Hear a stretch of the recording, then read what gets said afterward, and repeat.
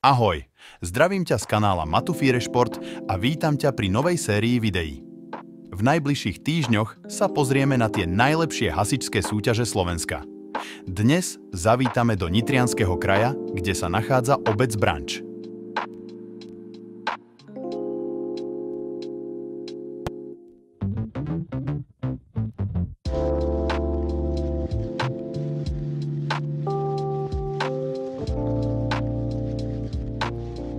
V Branči sa súťažne behá už od roku 2008, keď sa domáci poprvýkrát rozhodli usporiadať ligové kolo Tekovsko-Hontianskej hasičskej ligy. Za 11 rokov sa tu vystriedalo množstvo tímov. Trať bola v tomto období známa svojimi silnými poveternostnými podmienkami. Od tej doby sa však už všetko zmenilo. Domáci trať po sezóne 2021 zrekonštruovali a spravili z nej jednu z najlepších tratí, aké na Slovensku máme.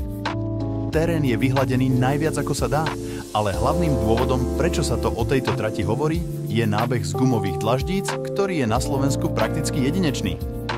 O tom, že táto trať je špička, svedčí aj fakt, že časy neboli vyrovnanejšie na žiadnej inej súťaži Podunajsko-hasičskej ligy v roku 2022. V roku 2023 bola súťaž okorenená dvojkolom, keď domáci usporiadali dve súťaže v jeden deň.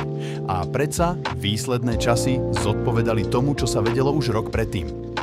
Pevne verím, že tomu bude podobné aj tento rok a že domáci usporiadajú nielen kolo v Podunajsko-hasičskej lige, ale aj Západoslovenskej hasičskej lige.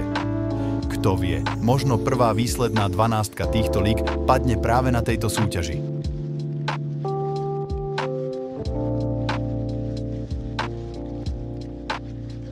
Tak čo, prídete tento rok vyskúšať túto trať na vlastnej koži? Hoď mi koment, ak áno. Do popisku videa prikladám playlisty z oboch ročníkov súťaže na novej trati.